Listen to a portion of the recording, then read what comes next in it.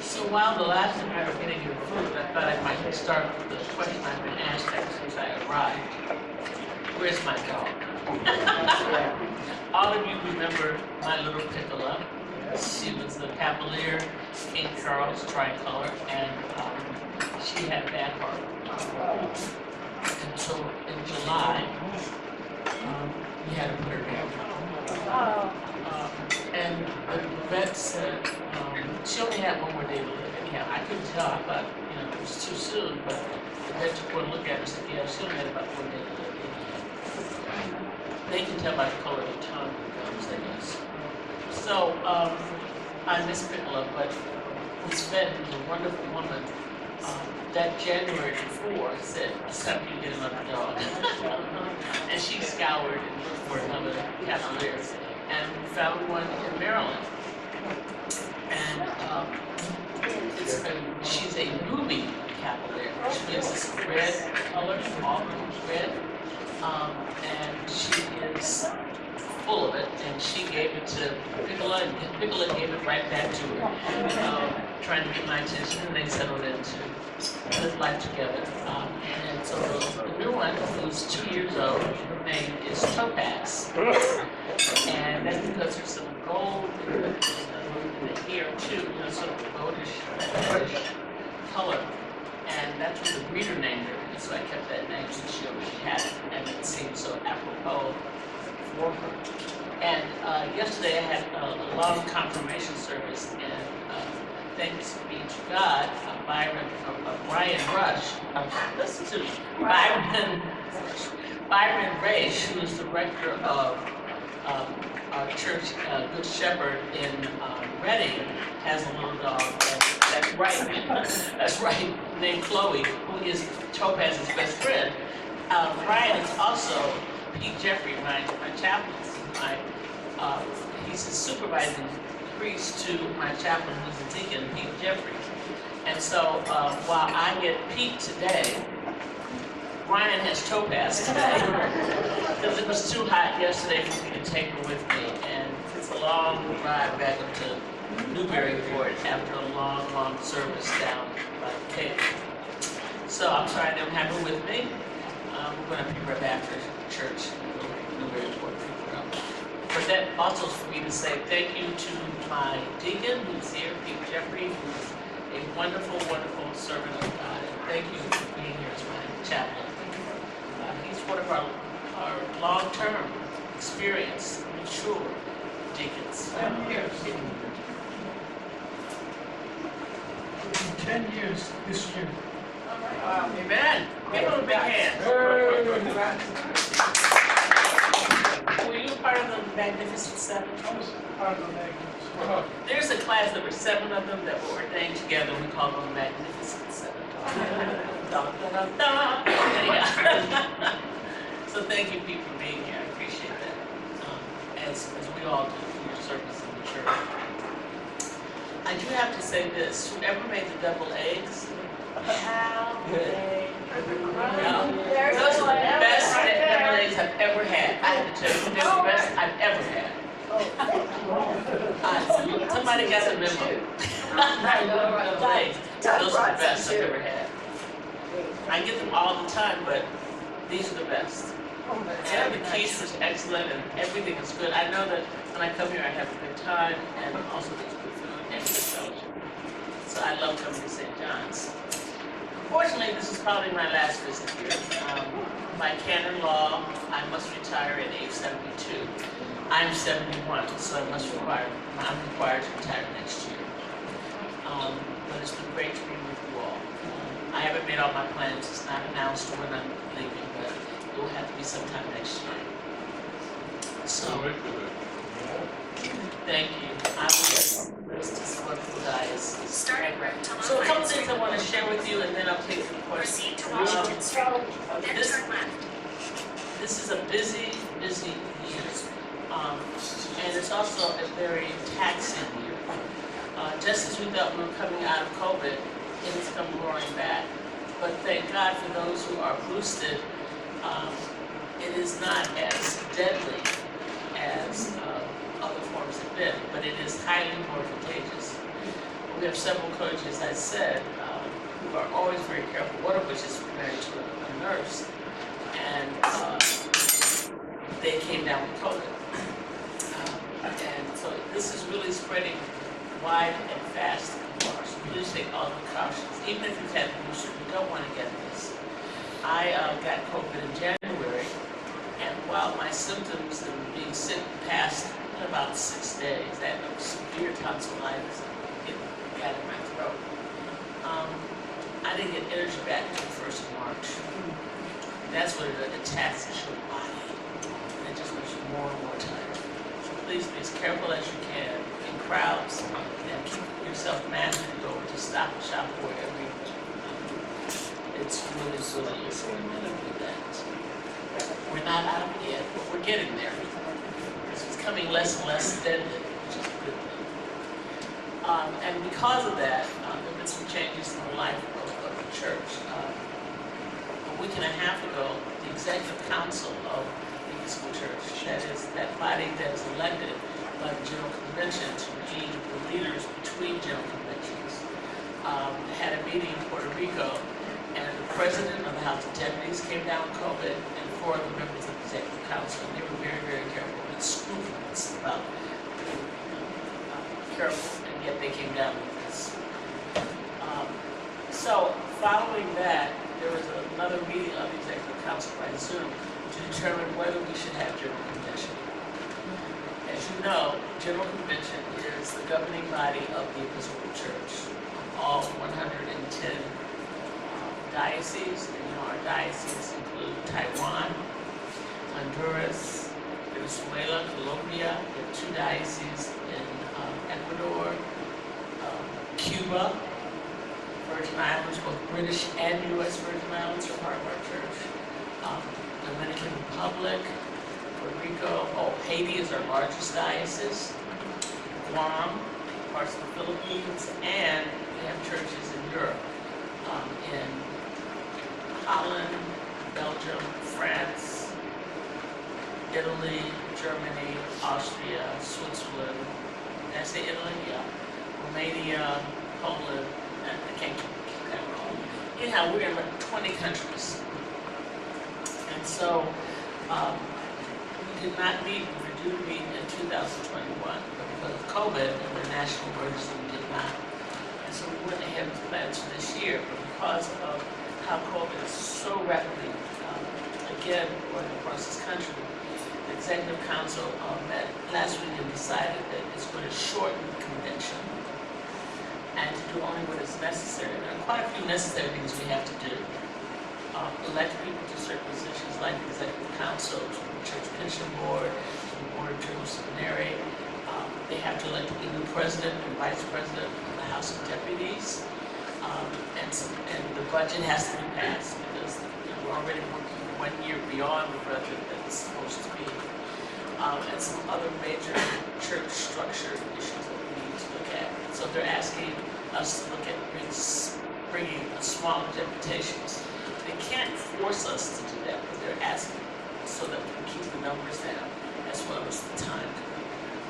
As you know, the General Convention is made up of 2 houses with bicameral, which is like our Congress, the House of Deputies, which is made up of elected by each diocese, 4 lay people and 4 clergy people.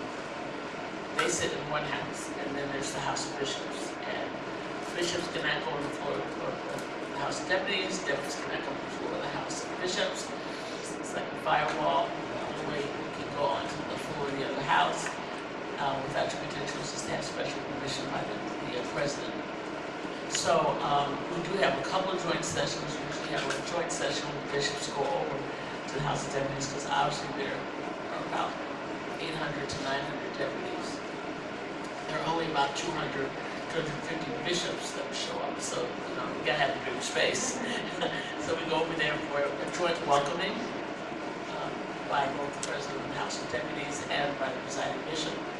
And then the other time we sit together, if it's a special order, some kind of special visitation, usually that's only once during the convention. And then we do sit together to hear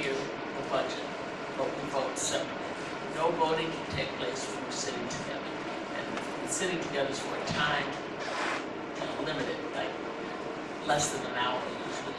Because I cannot tell my deputies how to work. Deputies can tell me how to work. We keep it completely separate. That's how we know the mind of the house. So that's General Convention. So I'm gonna stop there. Are there any questions about General Convention? It's in Baltimore this year. We still don't have all the details of how many days it's gonna be short. Usually it's about 10 days. Yes. Bishop Curry's term is not up yet, right? Who? Bishop Curry, his term is not up yet, right? No, his term is up in 2024. He must retire then. Likes to tease me. He calls me his older sister. 3 years, okay? He makes a big deal of it. Somewhere this is my older sister, Gayle. Thank you, Michael. We are very close friends. So it is still going to be in person, right? Yeah, but it may be a hybrid General Convention. That's what they're trying to work out all the details. I think they already had some inkling they'd have it hybrid in some way, but now they may have to expand that capability. I don't know. It's not so much of an issue for bishops. We only got 250 bishops. Getting us on screen Zoom is hard. Try 900 people. Yeah. So I don't know what they're going to do. I know one thing that we may ask retired bishops not to come. They always, you're a bishop, you're a bishop, you're a bishop. We may ask deputations to shorten the number of people who come, make it 3 and 3. I don't know. The details are yet to come out, but they should be coming out soon. But certainly we will not be able to see all the legislation that we're working for us. There's no way. We have to do what is mandated and what is absolutely necessary for the church to continue until the next convention in 2024. That's only 2 years away. Any other questions about General Convention? Yes. But will you do that frequently, or will you still participate?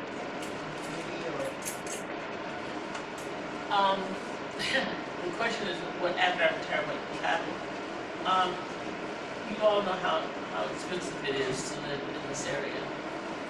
And I'm sorry, I don't have enough money to stay in this area, so I will have to leave. What that means and where I'll go, I'm still trying to figure out. But I cannot stay. My pension isn't big enough to cover the cost of living in Massachusetts. There's another hand back here. Okay. The other thing that's happening this summer is Lambeth Conference of Bishops. Every 10 years, the Archbishop of Canterbury, who is the titular or figurehead of the Anglican community, the worldwide Anglican Church, calls all bishops who are active to a conference, and it's usually about 3 weeks long. I'm waiting to hear them say they want to shorten it. But we start on July 25th in England. We meet at the University of Kent, and we stay in dormitories, and they're not comfortable, but there you go. It's a time of fellowship, of education, of information sharing. The Lambeth Conference, though it's made up of bishops, does not have any adjudicatory or governmental power. It is just bishops getting together, talking with one another, doing fellowship, getting in line with the church, what is needed, where there's issues where we need to stand up for Christians, how we help one another, especially in the third world. A lot of people keep thinking that Lambeth is the last word in the Anglican Church. It isn't. The last word is in your province. We're the province of the Episcopal Church. So, we're looking forward to that. There'll be about 600 bishops out of the 800 or so bishops coming. There's still about 200 bishops who will boycott because their private say so, because they do not want to give fellowship with the American Church. Because we ordain women and we ordain LGBTQ, and it's their loss. one of the sad things for me is that this was supposed to be a conference for bishops, and suddenly the Archbishop of Canterbury has decided that this conference will be highlighting the role of the spouse. Those of us who aren't married, I'm sorry, that's not, that's not anything for me. But beyond that, he said that those who are in same-sex marriages may not be their spouse. No. Yeah, he said that 2 years ago, too. Yeah. So we're lifting up the spouses, but you can't bring your spouse if it's the same sex. Our gay lesbian bishops are going to go, and I'm going to support them. When I went to Lambeth in 2008, I was the only woman of color, and I received a lot of hostility. And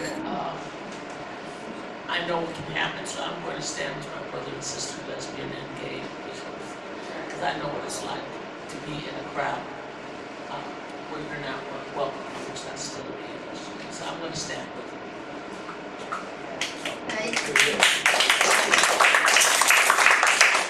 But there are bishops who are not going to go because they of our church especially, because they think this is an insult to the spouses and to the gay and lesbian bishops that we have.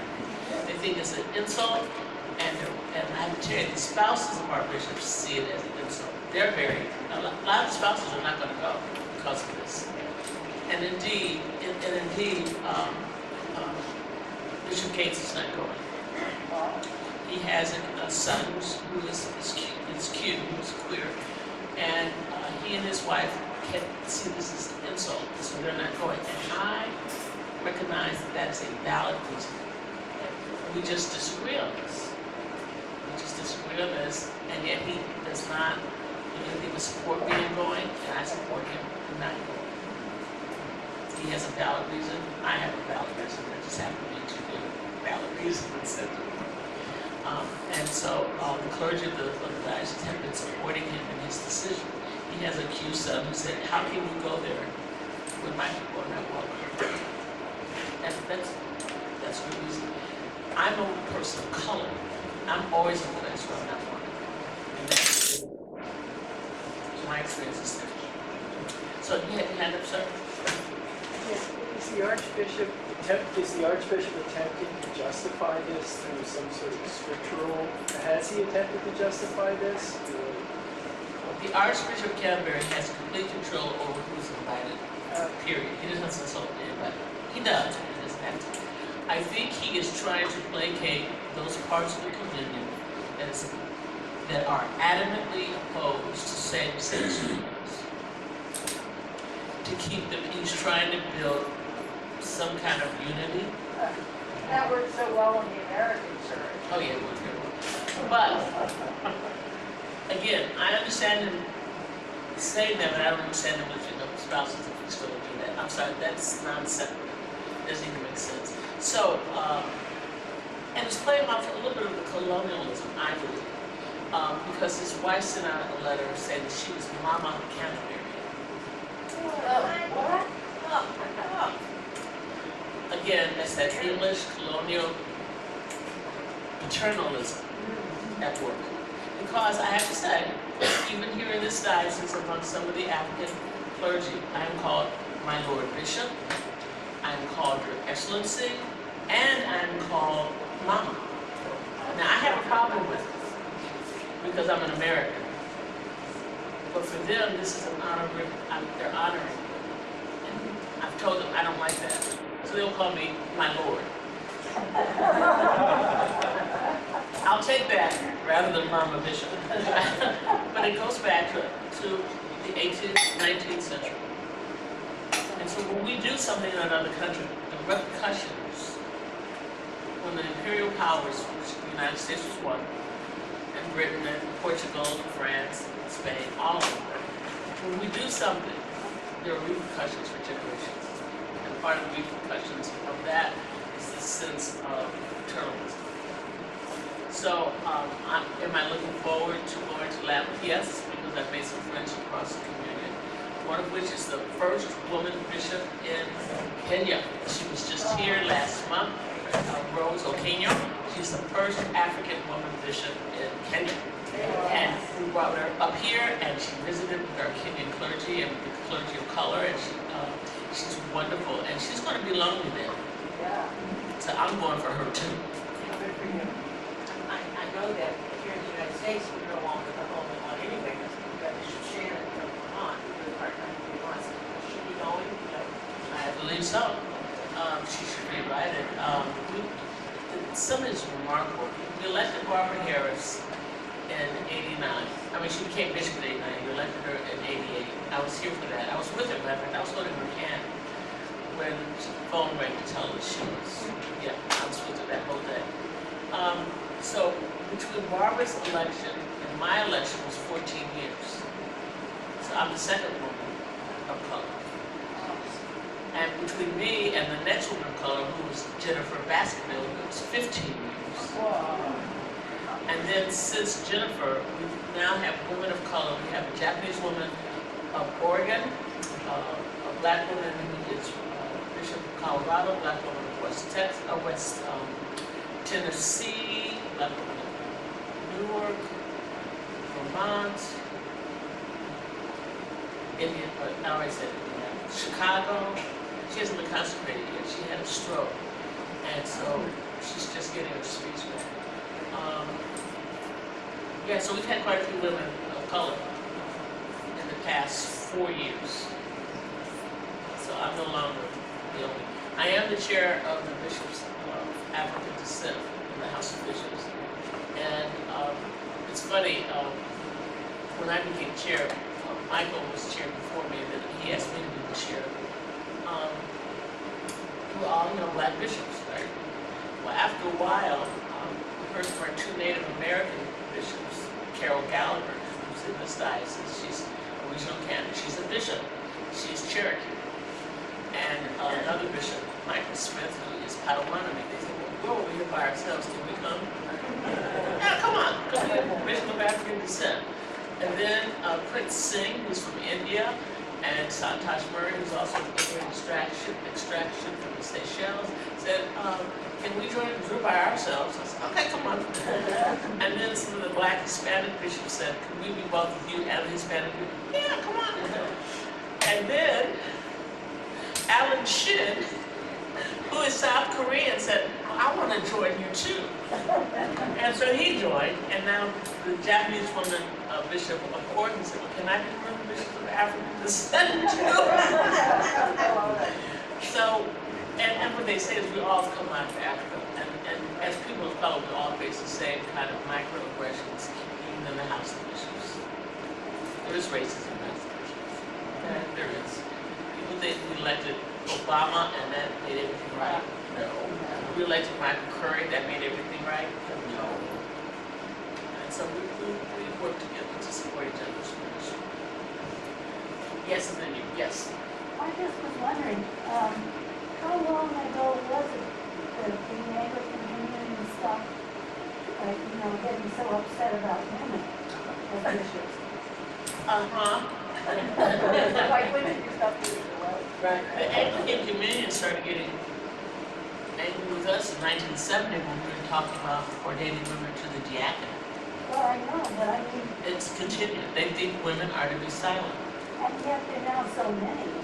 It's not so many, because it's really, I mean, if you look across the Anglican Communion, there are women priests, maybe not bishops, but women priests throughout the Anglican Communion, even in parts of Africa, obviously, because they've elected a woman bishop. I was gonna say, that's a But problem. what's different here is that in the United States, our Constitution and canons say that once you're a priest, you are automatically eligible to reach the other criteria to be a bishop. That's not true in the rest of the Anglican Communion. In a lot of parts of the Anglican Communion, bishops are not elected. They are either appointed or elected by other bishops, not by the people. We are different. We in Canada and Australia and New Zealand are different. And maybe other places, I think South Africa does it that way too, like we do. But when we only, like the Roman Church, if you only have men making decisions, they're not going to let women in. So that's what's wonderful about the Anglican community. We are diverse, we are different, we have different points of view, and we still say that we're in fellowship with people, Christian people. And that's something we need to remember in the United States. Do they quote St. Paul all the time? Of course they do. Timothy, especially Timothy, yeah. My wife always likes one about keeping your head up. Yeah, yeah, we know that one pretty well. Well, then when people point that out to me, I say, well then, is that a shrimp you're eating? Do you eat lobster rolls? Yeah. Because according to Leviticus, you're not supposed to have that. You're not supposed to eat that stuff. Let's get real. If we're going to use one commandment, we're going to use all of them. Okay? Yes. There's a question about hope, and I wonder if you see some of these age of homes, because my daughter is 26, and I think all of this generation is waiting until we give our last mass of things. And then, they'll come forward with their own way of doing things. What I would say are two things. One, the American church has already dealt with it. Okay? There are pockets where you might have bishops and people who are not so much in favor of same-sex marriage. They know it's the law of the United States. So, and a lot of young people don't know that about the gay, lesbian, transgender, queer people. And that's your job to tell them. The other side of that question is, are we willing to open ourselves and be new and listen to the young voices out there? And I hear people say, oh yeah, we want young people. Yeah, you want them to come, put the money into play. After the attendance, you're going to give them a voice, a power. Are you ready for some changes in the church? And I don't mean canon law, I'm talking about worship. To make it a little bit more accessible. You already are doing it. You're using the enriching our worship liturgy, which is sort of inclusive. So you're there already with that. But it's like, as my sister who's a generation behind me said once, everybody, it's, having a baby is really great. And so there's a pregnancy, you go through that, there are changes in the woman's body and all that. And the baby is born and you want to get back home and get back to normal life. Bring a baby back home and tell me how your life is normal again. When you increase, when you add on, there are going to be changes. And so what we have to be is willing to accept some changes to how we gather, when we gather even. I remember Debbie Phillips found out that Salem was one of the last places where people provided affordable houses. And she had young families moving into her area in Salem. And she talked to some of them and they said, Sunday morning at 10 o'clock is just not it. It's the only time they get to sleep in, they work during the week, they want to have some family time, have pancakes for breakfast or whatever. So she started something that started once a month, only once a month, at 1:30 in the afternoon, where parents or grandparents, sometimes just grandparents, would come into a chapel, little side room, and they sit on the floor with pillows or the chairs with those who are open, or the kids can sit in the chair, the parents on the floor, whatever. And they sat in a semicircle, and I was there for this. And so they sang a song, and then she told the story from the gospel. And the Sunday I went was Advent, when Mary and Joseph were on their way to Bethlehem.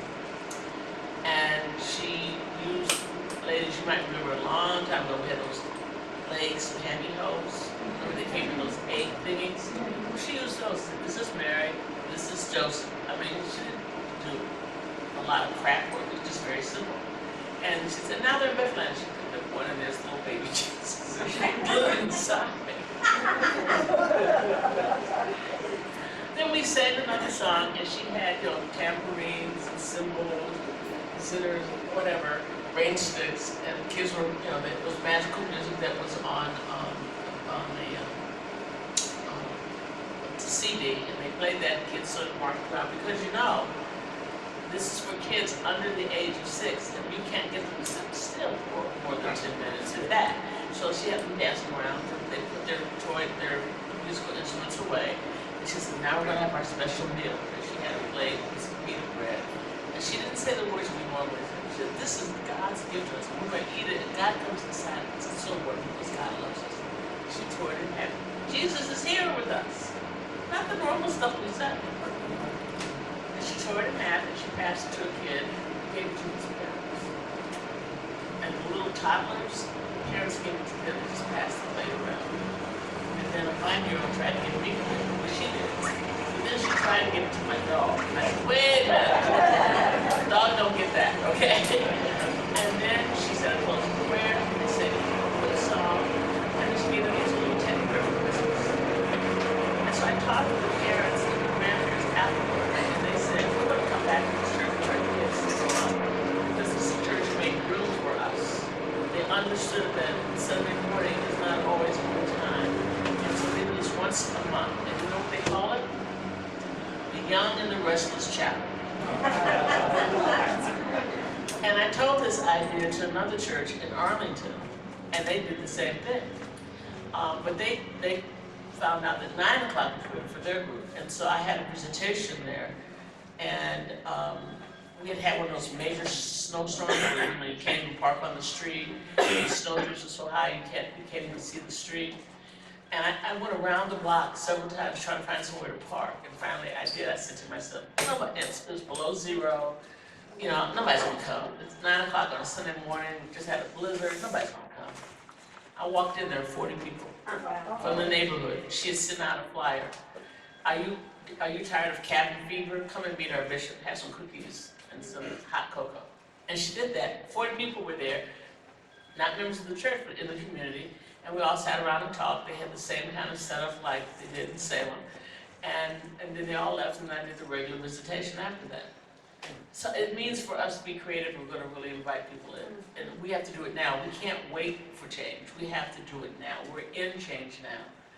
The change happened several years ago when we were asleep at the switch when sports for kids started on Sunday morning. Where was the church then? Why did we object? We didn't. And so we're also in competition with sports now. So some churches are doing things on Saturday nights rather than on Sunday morning. You have to think about that. You have to know who's in your community. But if they're waiting for us to change, please tell them. Come in and tell us what we want to change so we know what we're doing. That's the only way we can do that. If they're waiting for us to change, we don't know what change they want. They got to tell us what it is that they're looking for. And part of it is you're going to always have to have your services video and online. You cannot give that up because that's how a lot of young people under the age of 50 do church shopping. They don't go to the church, they watch it online first before they decide whether they want to come or not. So that is the evangelical tool we have to keep. Any other questions about anything? Yes? I've been preoccupied with Ukraine, so I haven't been following closely enough to know what our diocese and our church is doing about, first of all, voting restriction, and second of all, Roe v. Wade and erosion of women's rights. So, you raised three things. Ukraine. I've been to Ukraine. It's a beautiful country, full of culture, and it breaks my heart. So what we're doing besides praying and having visuals and parts of demonstrations around the country, I forgot to put on my pin today. I've been wearing my Ukrainian flag pin. There you go. I have two, and I forgot to put it on today. And to speak up and talk about it, to stay informed, and also to let you know that the Episcopal Relief and Development, ERD, has people on the ground working with the refugees, especially as they come into Poland and Romania, but also they're going into Ukraine to provide relief for wounds, for hunger, for water. And there are some churches that are already getting lined up to receive refugees in this country. There are several of our churches that are already working on that with our immigration canon, Jean-Baptiste, who himself was a refugee from the genocide in Rwanda, so he understands this. So that's what we're doing. If you want to give to the ERD, the Episcopal Relief and Development. They have a special fund. Make sure you say Ukraine. And our Pathetic Bishop, of course, has spoken out about it. Roe v. Wade. This past week, or week before last, the President of the House of Deputies, Gayle Jennings, issued a statement about that. I have to say that Episcopalians, like any other group, is divided. But we're on record saying that while we do not believe that abortion should be used for birth control, it is a woman's choice for her own body. So we passed that, I don't know, 20, 30 years ago. I was at the convention when we passed that. And so you're going to have division in our church even about Roe versus Wade. What bothers me is also that they're talking about this might bring down a house of cards about interracial marriages, about same-sex marriages. And so we need to watch very carefully the court. Unfortunately. What can we do? That's right. What Tell can us- we Tell us vote? what we can do and then we'll Vote. do it. Vote. But yes, We're okay expand about on that. I'll say it again, vote. Texas for The issue for us, I think, in this country, no matter what our viewpoint is, if we don't vote, then our voice is silenced. And only those who are willing to speak up will be heard. Sometimes people say to me, well, I can't vote between this one and that one. I said, well, then choose the lesser of two evils. Because otherwise the evil that you deport will come forth. This has been in progress, working towards reversing Roe v. Wade for quite a while, we know that. I don't know if demonstrations are going to do anything to the Supreme Court, given people like Clarence Thomas. But who knows, there may be a justice or two on the border trying to decide, he may be on the fence. We have to pray about it, and we have to make our voices known. I mean, the Supreme Court is the Supreme Court. They are the major law of the land. Now, I know that the Senate just defeated a bill or delayed it about making it a federal law that you can have abortions, but are we voting for people? I mean, Massachusetts is not such a big issue, but can we get our friends and family in other parts of the country to think about some of the idiocy? I was watching a tape, I'm sorry, I'm going to offend somebody in the room. I was watching a tape on CNN on my phone, and I think it takes us to have the bravery of having intelligence rule. It was a tape from a few years ago where Donald Trump was at a press conference, and he said, well, I've been talking to the doctors, and they say that if we can get some kind of light, inside or under the skin, that will kill the virus. Isn't that right? And looking at Dr. Bix, she's looking at the floor. Yeah, we can find some way to put ultralight, or we can inject some, disinfectant, and that will kill it. And she's looking at the floor because how can you look? It's that kind of stuff that bothers me, that people will swallow that. You can agree with him about a lot of things, you can disagree with him about a lot of things, but come on, folks, use your intelligence. And that's what we're not always doing. The other thing you brought up with voter suppression, it hasn't come here. I hope it doesn't come to Massachusetts, but it could. I have friends living in Florida and Texas, and they're just crazy. And a lot of this comes from the fear of white people in this country, that they will become a minority. It is. The man who just shot up Buffalo said that he did that because white people are losing in the population, that they're becoming smaller and smaller. That's why he shot up those black people in Buffalo. It's on his website. It is a fear in this country. You may not have it, but you probably know somebody who does. What I say to some white people when they come up to me about this fear, I say, it seems to me if the tide is turning, it seems to me you want to make friends with people of color. instead of antagonize us, because we will remember.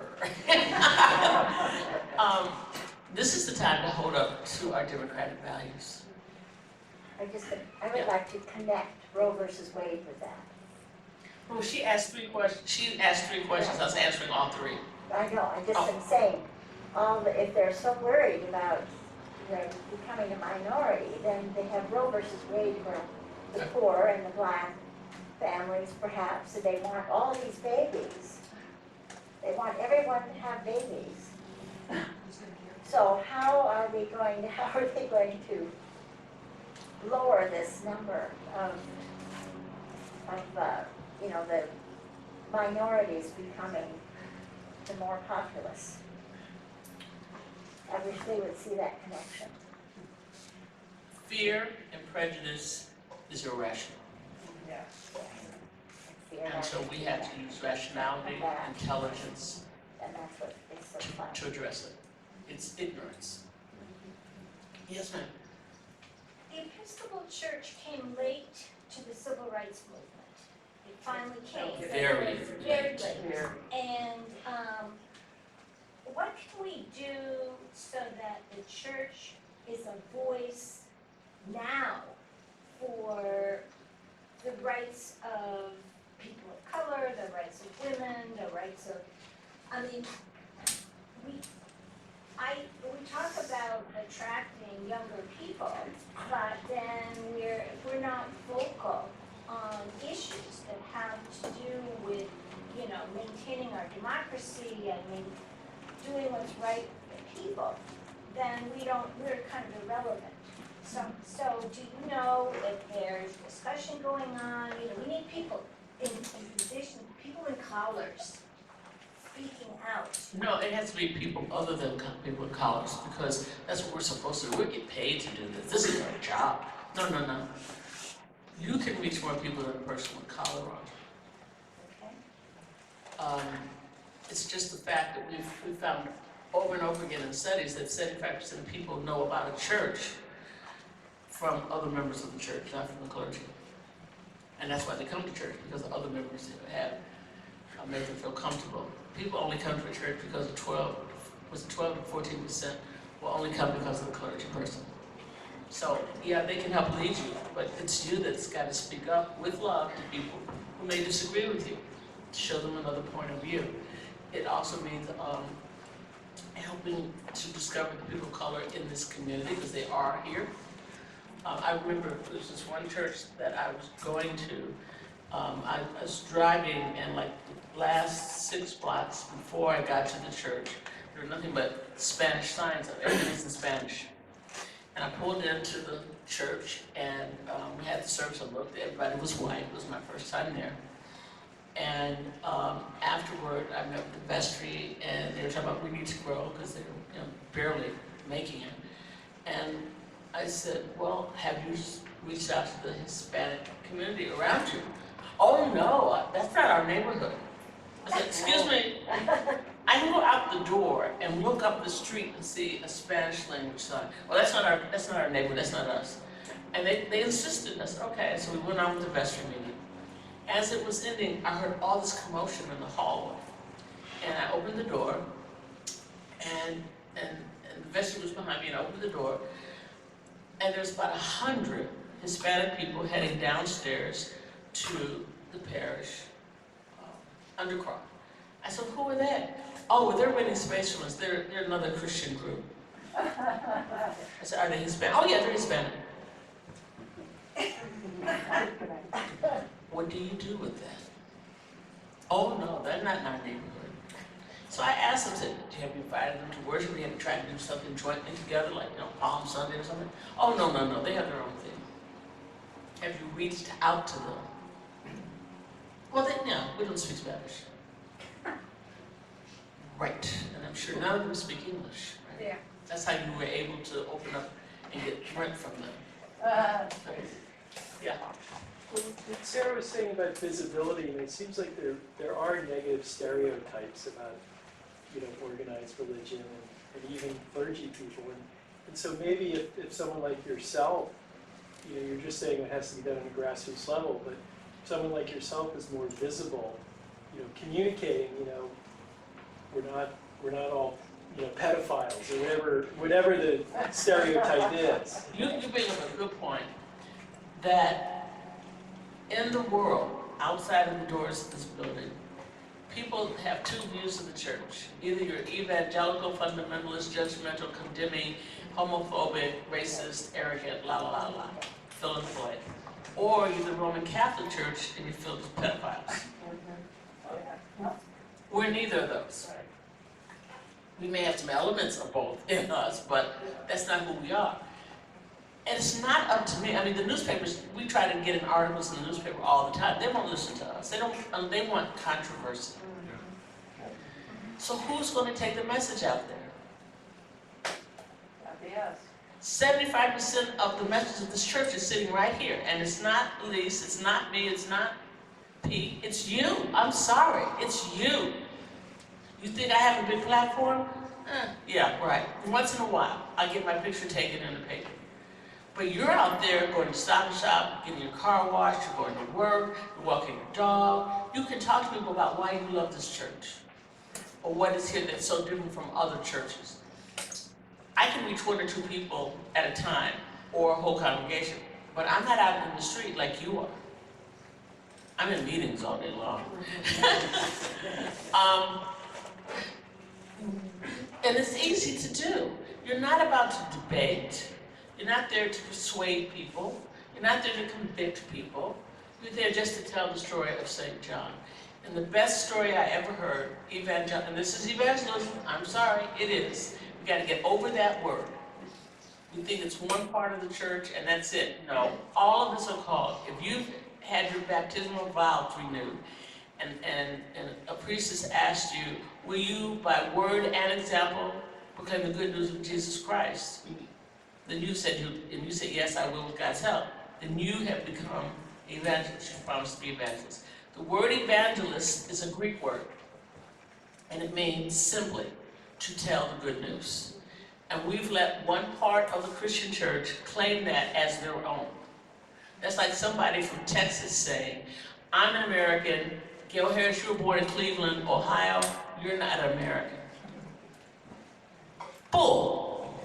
I'm an American and I'm an evangelist. I will not let that word be tied to or claimed by one part of the church. What I'm doing right now is evangelism. Hello?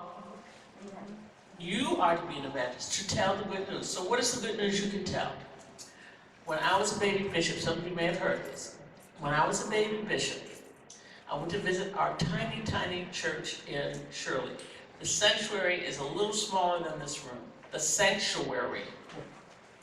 Okay, so you know this is a tiny, tiny church. And after church, Betty came up to me and she said something in 4 sentences. I said, this is the best evangelical speech I've ever heard. She said, Bishop, I was diagnosed with an aggressive form of cancer and faced 4 months of radiation and chemotherapy. I have a family and a husband, and I didn't know what I was going to do. The members of this church brought breakfast, lunch, and dinner every day for 4 months. I know God's love because that was God's love in the people. I said, go tell that to everybody. She didn't tell me how long she was a member. She didn't tell me if she was on the vestry. She didn't tell me if her mama went there. She didn't tell me anything. She went straight to the beat. She knows God's love is in that church because people took care of her when she needed it. 4 sentences, less than 30 seconds. You each have a story that you can say. Again, it's not about what your position, how long you've been here, where you were born. Just what is it that you can say in 4 sentences that says that God is in this church? Or what you really are proud about this church. I'm proud that we welcome gay, lesbian, transgender, Q people here. I am proud of this church because we show God's love in that welcome. That's the end of my speech. My speech, we're not like other Christian churches in the sense that we do not exclude. The Episcopal Church is a big church where everyone is welcome in the speech. You see what I'm saying? And people say, no, or that's between them and God. Your job is just to say that.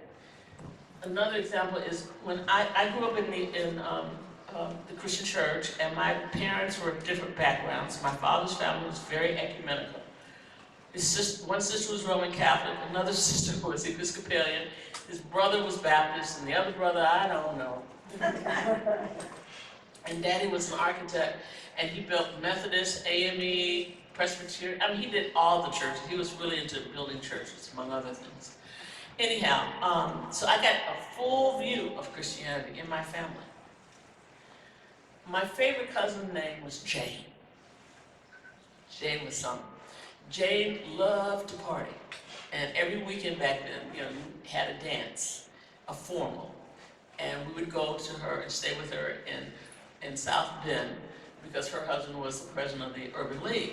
And there was always some kind of event going on. And so I loved Jane. She knew how to party. But she would come home, if she got home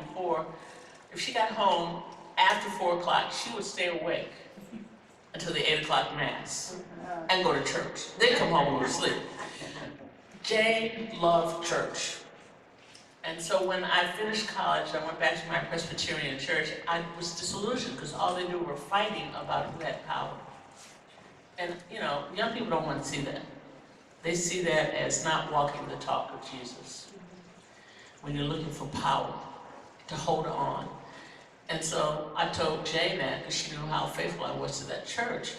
And she said, well, why don't you come visit my church? I said, oh God, I don't like your minister. He's just so pompous. Oh no, we have a new minister. We have a new minister. He's young, blah, blah. Yeah, okay, Jane. This was like in July. Jane kept at me time and time again. Finally, the first Sunday of Advent, I said, okay, Jane, I'm going to church with you. I walked into Holy Communion Church, Advent 1, 1973, and I joined that day. I was confirmed Easter Saturday. 2 years later, I was looking at ordination. You never know what seed you plant. You're just supposed to plant the seed. That's all you're supposed to do. Let God do the watering, the fertilizing. You don't need to argue. I love my church because. That's it. That's all you have to have. I can say that over and over again, but I'm a professional. I'm supposed to say that. I'm the maintenance of the body. But if you say it, it has more power than I.